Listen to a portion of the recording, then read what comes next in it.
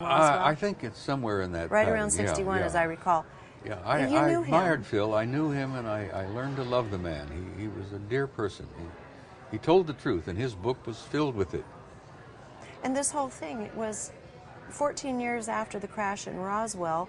Apparently the debris had been whisked away by various parts of the military, branches of the military. Each one had their own, and he was apparently handed over as head of, what was it called? Foreign Technologies? The Foreign Technology Division, Division of the Pentagon. Well, he was a part of it. File cabinet with debris. Mm-hmm. And he says that that debris is what was much of our technology that Let me tell you about some of that debris. The Army scientists had access and had possession of it for years. Couldn't do any damn thing with it. They had stuff they didn't. I wonder even... why it was 14 years. Why 14 well, years had they were elapsed. working on it. They were looking at it. They were trying to analyze it and reverse engineer it. And they didn't even know where to begin because they were dealing with technology. They had metal that they couldn't analyze. Yeah. They had what plastic kind of. Kevlar supposedly. Well, was, they had things they. Good God, they didn't. Well, I'm not knocking the Army scientists, but they didn't have the capability. And for years they played with this stuff. And finally, Phil's boss, Trudeau, General Trudeau, yes, gave a parcel of it to Phil, and he said, look, I think the answer for us may be in giving this material, what we've got here. Phil said that there was a filing cabinet full of stuff. Mm-hmm. He says, let's give it to American industry. And we had some pretty bright people then and now. And Trudeau says, let's give it to American industry and say, make what you can of this. See if you can figure out what this is, what it's for, and how we can use it. And that's what Phil did. And he went trundling off to places, the Bell Labs and here and there and everywhere, giving little bits and pieces of stuff to these guys. Highly compartmentalized. Each one didn't know what the other hatter was doing. That's one of the things about our American security system is it's so damned compartmentalized that Joe Blow over here has got his arms full of stuff and is working on a program, and Joe Smith over here has got the same load of stuff. He's working. Joe and Joe never talk to each other. They don't share. That's one of the problems of our scientific thing, particularly the military aspect of it. They're steeped is in it's paranoia. so compartmentalized that they don't share with each other. It's classified. I'm sorry, I can't share that with you. You're not cleared for that. That's above your security level. And that sort of thinking just infuriates me because I'm a retired command sergeant major, and it was the nature of my job when I left the service to turn over stones, rock boats, rattle cages. Break your security. Well, my generals that I worked for expected that of me. And he's gone to his rewards. I wish I could say, well, I've done my best, boss, I've tried. Well, so what happened then? So in your case, you were shouting out loud. In their case, they were sequestering everything, and they were putting the private sector on it. I have a question here. Philip says that, Lieutenant Corsell says that in his book, The Day After Roswell, that we had transistor technology, Kevlar, laser, many technologies came out of back engineering some of the debris from Roswell. Now, let me say something to you. You only recently, you say, begun to really look into this thing.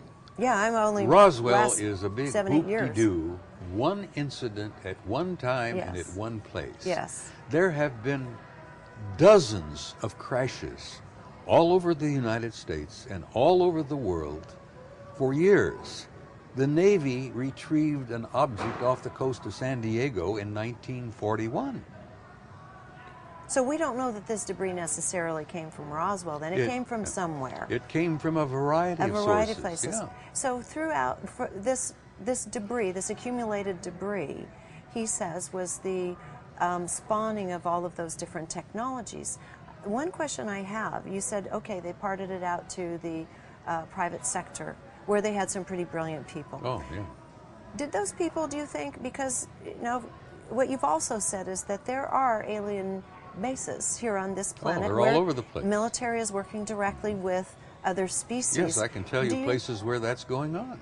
And I would like you to share that in a moment, but I wanted to ask, do you think that there was a collaboration on engineering those technologies between the others Yes. and the private sector? Yes. Because it happened so quickly. Yes.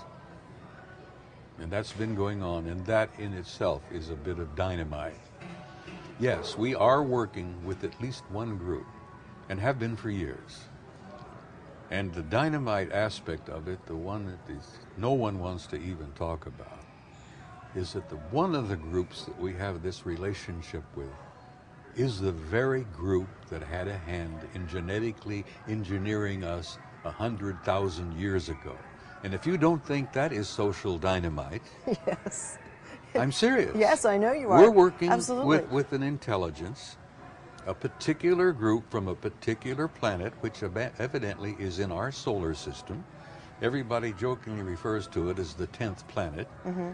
It's been around from the beginning of history, so to speak. Mm-hmm. We've been working with that particular group. They've been working with us. And Eisenhower met them. They landed in a big way and confronted Ike in '54. Bless his heart, he ended up having a major coronary because the shock of what happened and what he learned was almost more than he could bear. Well, we've been involved with that particular group for years now. Do you have a name for that group? Well, or is it even fair to name? Well, the name that I use generically is Anunnaki. Which is a broad classification Well, of it's others. a generic term. It's a broad term because in the old Sumerian it means those who came down from above. Well, there have been a dozen groups have come down from above. Mm-hmm. We're working, we know of 4 that we've got a relationship with. One we are intimately involved with. And the intimacy comes from the fact that they were responsible for genetically engineering us 100,000 years ago, whenever. That genetic engineering has never ceased. It's still going on. We're seeing some upgrades now, and new ones being born. After '54, they began to provide us not only bits and pieces of little metal and plastic and, to play with. Our Tinker Toys. Yeah, Tinker Toys. But they gave us some clues to literally unraveling the biggest secret of all, and that is the human genome. DNA. The double helix. Yes.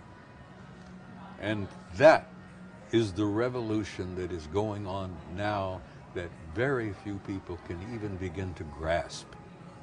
We're going through a major shift in our DNA. You're going into a major shift genetically of the species on this planet.